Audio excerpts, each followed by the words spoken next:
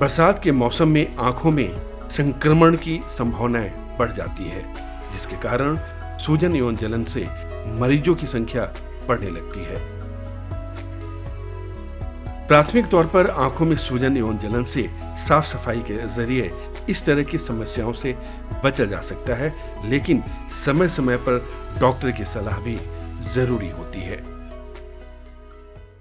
जो इन्फेक्शंस है वो कॉमन होते हैं इस मौसम में, क्योंकि थोड़ा हॉट है वेदर और ह्यूमिड है, तो इस तरह का जो एनवायरनमेंट है उसमें जो बैक्टीरिया है वो ग्रो इजीली कर जाते हैं, तो इसलिए इन्फेक्शन के ज़्यादा चांसेस होते हैं। तो उसमें आई में खासकर जो आँखों की जो कंजक्टिविटिस जिसको कहते हैं, जैसे रेड हो जाती है आँख, तो आँखों की लाल हो जाना, पानी आना, उसमें इरिटेशन होएगी, तो वो सारी जो चीज़ें हैं वो इस मौसम में हो सकती हैं और वो एक दूसरे से लगती भी हैं।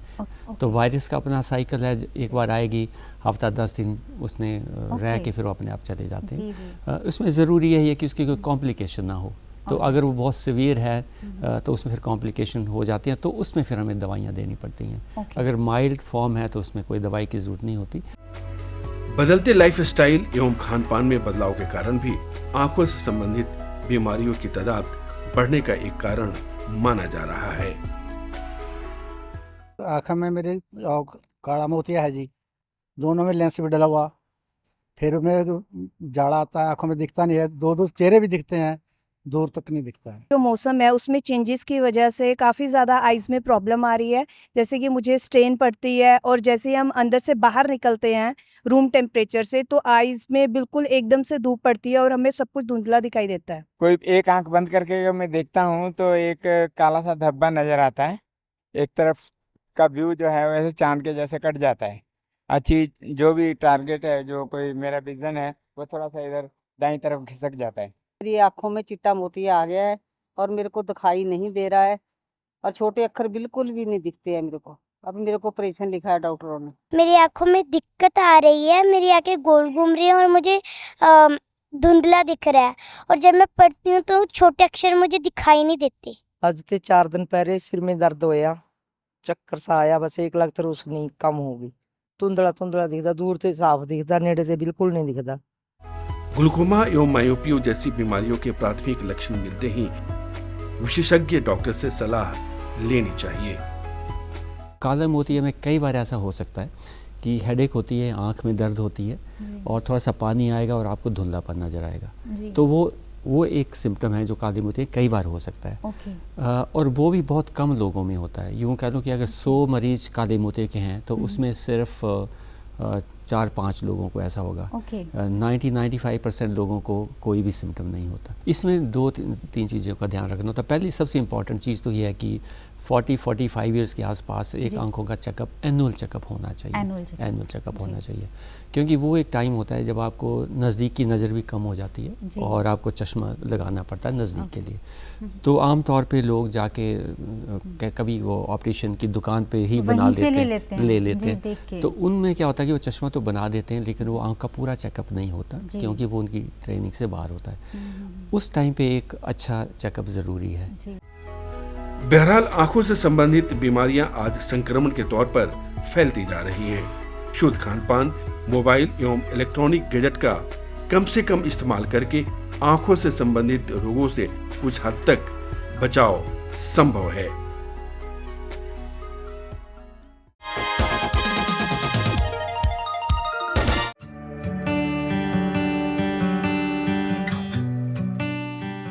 अकादमी ऑफ नेशनल लिटरेचर एवं कल्चर की तरफ से इंटरनेशनल सावन कवि दरबार का आयोजन मोहाली में किया गया। अकादमी ऑफ नेशनल लिटरेचर एवं कल्चर की यूएसए शाखा के अध्यक्ष डॉक्टर सुदर्शन चौहान ने बतौर मुख्य अतिथि अपनी उपस्थिति दर्ज की। इस अवसर पर पंजाब साहित्य के कवियों ने अपनी काव्य रचना प्रस्तुत की एवं स्वर्गवासी डॉक्टर लेखराज परवाना को याद किया।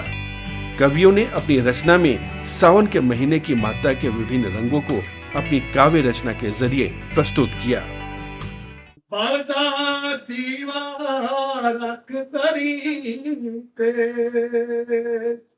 मैं नेरे कर जावा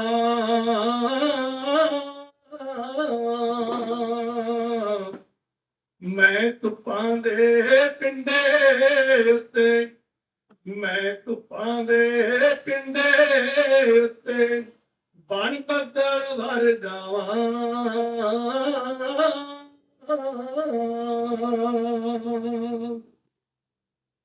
ਲਿਆ ਕੁੜਤਣ ਦੇ ਮੈਨੂੰ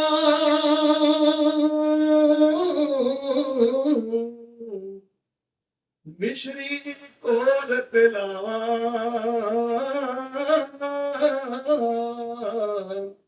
ਰਾਹਾਂ ਤੋਂ ਸਭ ਚੁੱਕ ਕੇ ਕੰਡੇ ਇਸ ਮੈਂ ਕਿਦੇ ਫੁੱਲ ਖਿੰਡਾਵਾਂ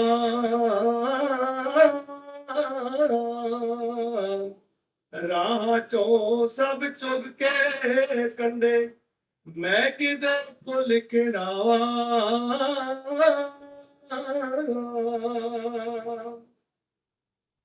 ਉਹ ਮੇਰੇ ਨਾਲ ਹੀ ਰੁੱਸਿਆ ਫਿਰਦਾ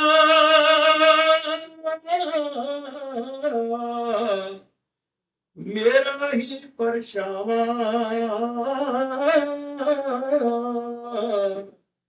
ਅੱਗੇ ਤੇ ਕਦੇ ਪਿੱਛੇ ਭੱਜਦਾ ਉਹ ਜਦ ਮੈਂ ਫੜਨਾ ਚਾਹਾਂ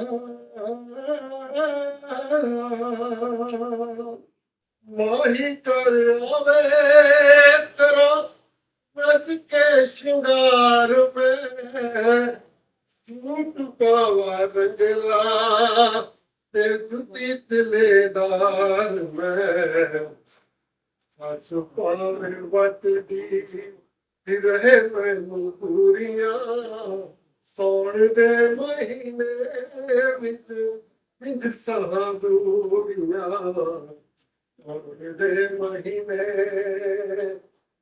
ਪਿੰਡਾਂ ਦੇ ਵਿੱਚ ਜਾ ਕੇ ਚਰਖਾ ਮੈਂ ਡਾਲਵਾਂ ਸਾਵਣ ਦੀ ਵਿੱਚ ਹੱਸ ਖੇਡਦਾ ਲਵਾਂ ਪਿੰਡਾਂ ਦੇ ਵਿੱਚ ਜਾ ਕੇ ਚਰਖਾ ਮੈਂ ਡਾਲਵਾਂ ਸਾਵਣ ਦੀ ਰੁੱਤ ਵਿੱਚ ਹੱਸ ਖੇਡਦਾ ਲਵਾਂ ਪਿੰਡਾਂ ਬਾਹਰ ਹੇਠ ਮਰਨ ਤੇ ਰੌਣਕ ਲੱਗਦੀ ਹੈ ਸਤੂ ਜਈ ਮਟਿਆਰ ਵਿਚਾਰੇ ਸੋਹਣੀ ਫਰਦੀ ਹੈ ਚੂੜੇ ਵਾਲੀ ਬਾਨੂੰ ਕੱਢ ਕੇ ਬੋਲੀ ਪਾਉਂਦੀ ਹੈ ਹੱਡੀ ਮਾਰ ਕੇ ਗੋਲੀ ਯਾਰੋ ਤੱਤ ਲਾਉਂਦੀ ਹੈ ਹੱਡੀ ਮਾਰ ਕੇ ਗੋਲੀ ਯਾਰੋ ਤੱਤ ਲਾਉਂਦੀ ਹੈ ਲੱਟੂ ਵਾਂਗੂ ਚੜਦੀ ਥਾਵੇਂ ਘੁੰਮਦੀ ਹੈ ਨਾਗਣੀ ਕਾਲੀ ਮੁਝੇ ਕਿਤੇ ਚੁੰਮਦੀ ਹੈ ਦੇਖਣਾ ਜੀ ਪੜੀ ਜਵਾਨੀ ਯਾਰ ਰੱਖਾਂਗੀ ਹੈ ਹੱਡੀ ਮਾਰ ਕੇ ਗੋਲੀ ਯਾਰੋ ਤੱਤ ਲਾਉਂਦੀ ਹੈ ਰੁੱਖ ਤੇ ਫਸਲਾਂ ਪੱਤਾ ਪੱਤਾ ਬਿਨ ਪਾਣੀ ਘੁਮਾਇਆ ਰੁੱਖ ਤੇ ਫਸਲਾਂ ਪੱਤਾ ਪੱਤਾ ਬਿਨ ਪਾਣੀ ਘੁਮਾਇਆ ਮੈਂ ਕਿੰਜ ਕਹਾਂ ਕਿ ਸਾਵਣ ਆਇਆ ਹਿੰਦੀ ਸਾਵਣ ਦੀ ਤੇ ਵਾਲੀ ਦੇ ਬਿਲਕੁਲ ਔਰ ਲੱਗੀ ਹੋਈ ਹੈ ਫਿਰ ਸਾਵਣ ਨੂੰ ਝਗੜਾ ਪਾਣੀ ਨਹੀਂ ਲੱਗਣਾ ਅੰਤਰੇ ਸਾਵਣ ਵਿੱਚ ਸੀ ਬੱਦਲ ਵਰਦੇ ਸਾਵਣ ਵਿੱਚ ਸੀ ਬੱਦਲ ਵਰਦੇ ਤਪਦੇ ਪਿੱਦੇ ਸਭਦੇ ਖੜਦੇ ਪਰ ਹੁਣ ਨਾ ਕੋਈ ਭਰਸੇ ਸਾਵਣ ਜੀ ਜੰਤਰ ਤੇ ਆਇਆ ਮੈਂ ਕਿੰਜ ਕਹਾਂ ਕਿ ਸਾਵਣ ਆਇਆ ਮੈਂ ਕਿੰਜ ਕਹਾਂ ਕਿ ਸਾਵਣ ਆਇਆ ਅੱਗੇ ਅੰਤਰਾ ਜੀ ਮੋਰ ਹੁੰਦੇ ਸਨ ਪਹਿਲਾਂ ਪਾਉਂਦੇ ਤੁਹਾਨੂੰ ਸੋਨੇ ਨੂੰ ਮੋਰ ਹੁੰਦੇ ਸਨ ਪਹਿਲਾਂ ਪਾਉਂਦੇ ਬੱਚੇ ਵੀ ਸਨ ਮੀਂਹ ਵਿੱਚ ਨਹਾਉਂਦੇ ਹੁਣ ਨਾ ਕੋਈ ਲੜਕੀਆਂ ਝੜੀਆਂ ਕੁਦਰਤ ਰੰਗ ਵਟਾਇਆ मैं किंज कहा कि सावन आया मैं किंज कहा कि सावन आया। कार्यक्रम की अध्यक्षता आर.आर. गिल ने की। इस अवसर पर अध्यक्षता करते हुए आर.आर. गिल ने कहा कि साहित्य समाज का आईना होता है, जिसके जरिए वर्तमान एवं भविष्य के सपनों को शब्दों में पिरोकर साहित्यकार अपनी भावना को प्रस्तुत करते हैं। ये सावन कवि दरबार है, लेखराज प्रवाना जी ने अकेडमी हमने रन की थी, academy of the national literature and culture. इसमें लिटरेचर वाले भी आदमी है, कल्चर वाले भी है, सारे, जिसे देश को जरूरत है इसकी। आज जो आप देख रहे हैं कैसे गीत लिख रहे हैं, कैसे प्रदर्शन कर रहे हैं, और उसकी क्रूरता पैदा हो रही है यूथ में, खास करके फिरका प्रस्ती, गैंगिस्ट वगैरह वगैरह वगैरह। इसलिए मैंने गुजारिश की है ये आज की सेमिनार बनाने का कि आप ऐसा लेख लिखिए जो प्रेम और भावना, जैसे पहले सत्कार से लोग रहते थे, आज वैसे ही रहने चाहिए। बहरहाल सावन के विभिन्न रंगों पर आधारित कवि दरबार से सामाजिक परंपराओं एवं त्योहार को आज के युवाओं के बीच समझने का एक सही अवसर, माध्यम नजर आता है।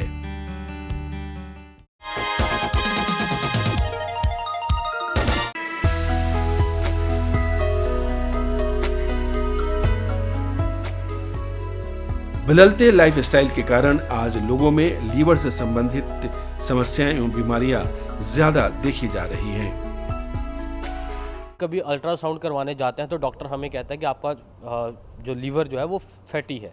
तो आप हमें ये बताइए कि उस फैटी लीवर से हम कैसे उसको प्रिवेंट कर सकते हैं, कैसे उसके प्रिकॉशंस जो है हम लोग ले सकते हैं। मेरे मिस्री ਨੂੰ ਵੀ और ਮੈਨੂੰ ਵੀ ਥੋੜਾ ਲੀਵਰ ਦੀ ਪ੍ਰੋਬਲਮ ਆ ਜੀ। ਮੈਂ ਐਸਿਡ ਵਗੈਰਾ ਕਾਫੀ ਬਣਦਾ ਸਾਡੇ, ਤੇ ਮੈਂ ਡਾਕਟਰ ਸਾਹਿਬ ਨੂੰ ਪੁੱਛਣਾ ਚਾਹੁੰਦਾ ਵੀ ਲੀਵਰ ਦੀ ਜਿਹੜੀ ਪ੍ਰੋਬਲਮ ਹੈਗੀ ਹੈ ਇਹਦਾ ਕੋਈ ਕਾਰਨ ਕੀ ਹੈ, ਇਹਦਾ ਬੇਸਿਕ ਕੀ ਹੈ, ਤੇ ਇਹਦਾ ਸਹੀ ਇਲਾਜ ਕੀ ਹੈ, ਕਿੱਦਾਂ ਮਤਲਬ ਇਸ ਦਾ आयुर्वेदिक या एलोपैथिक किस तरह का इलाज करवाना चाहिए। लीवर पे क्यों इतना इफेक्ट कर रहा है?